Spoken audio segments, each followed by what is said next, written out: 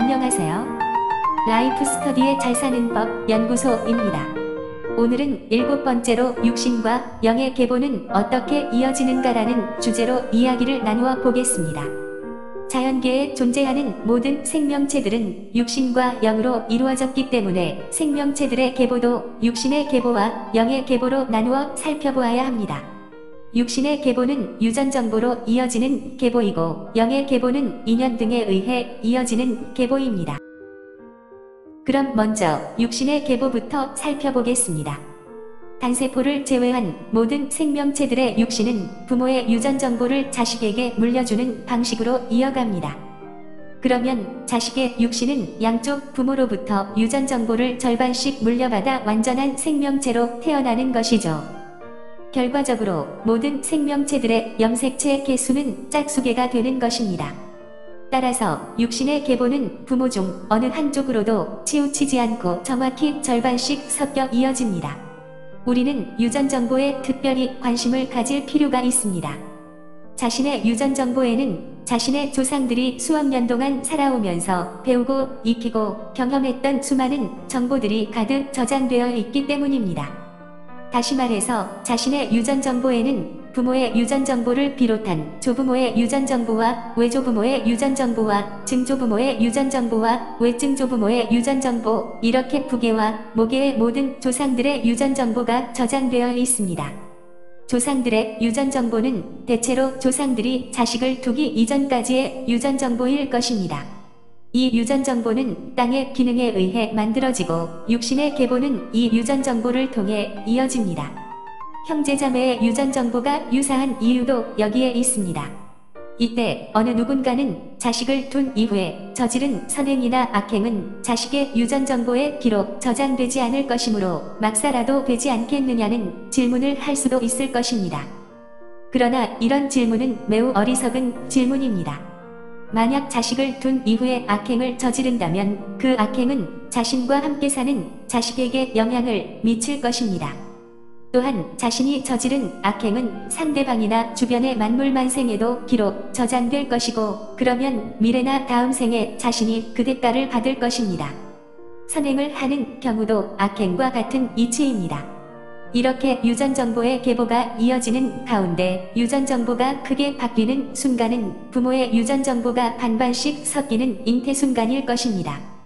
그래서 좋은 배우자를 만나야 하는 이유가 여기에 있습니다.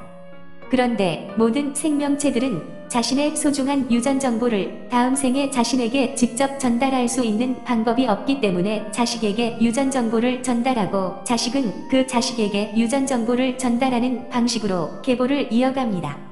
이렇게 계보가 이어지는 가운데 부모가 자식이 되고 자식이 부모가 되는 순환 구조가 되는 것입니다. 그래서 부모와 자식은 상호 협력과 상호 의존의 관계가 될 수밖에 없습니다.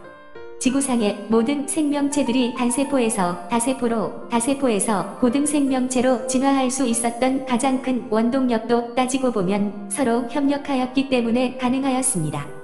진화 과정은 수천, 수만 년 동안 서서히 진행하기 때문에 그 누구도 자신이 지속적으로 진화하고 있다는 사실을 인지하지 못할 뿐입니다. 우리는 육신의 계보를 통해 어떤 삶을 살아야 하는지 깨닫게 됩니다. 그것은 바로 바르게 살아야 한다는 것입니다. 잘못된 삶을 살게 되면 그에 따른 삶의 정보가 유전 정보에 기록, 저장될 것이고, 그러면 자신의 후손도 잘못된 삶을 살게 될 가능성이 높아집니다.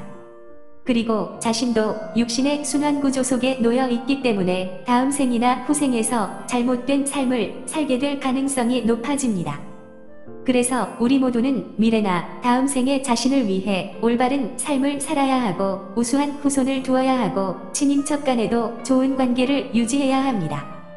결국 육신의 계보를 통해 가문의 중요성도 깨닫게 됩니다. 이 모든 육신의 계보를 주관하는 이는 바로 영입니다.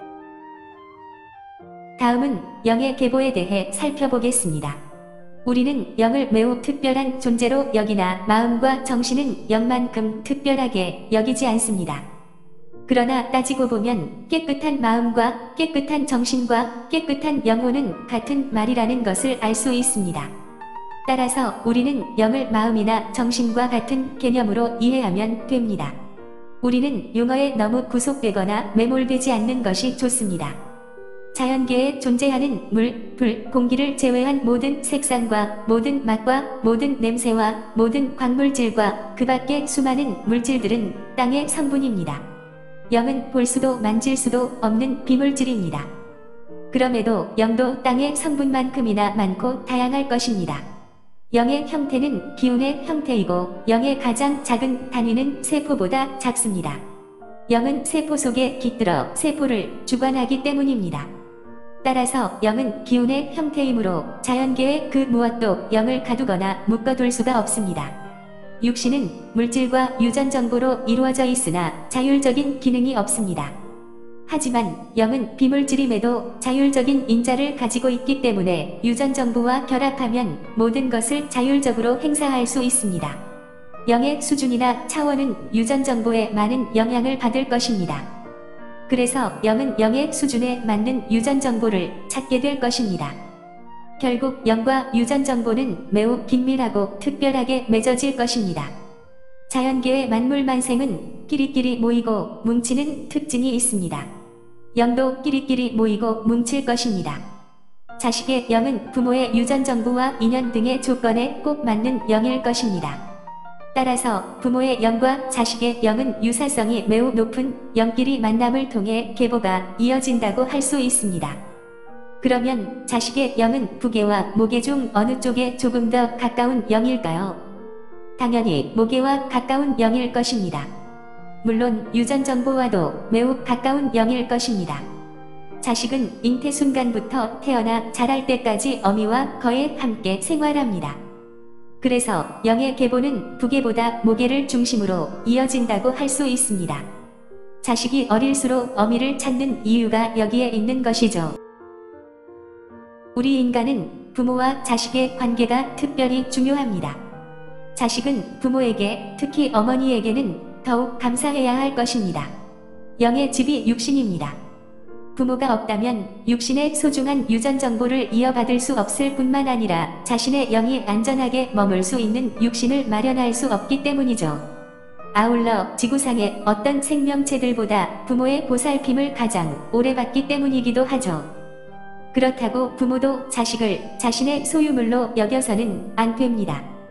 부모와 자식은 서로 다른 독립된 존재이기 때문입니다. 무엇보다 부모와 자식은 이 세상에서 그 누구보다 매우 소중하고 특별한 관계이므로 서로 사랑하고 아끼고 위해주는 관계가 되어야 합니다. 그럼에도 상당수의 부모는 자식을 자신의 소유물로 여기고 있고 또한 상당수의 자식은 부모에게 무조건적으로 요구만 합니다.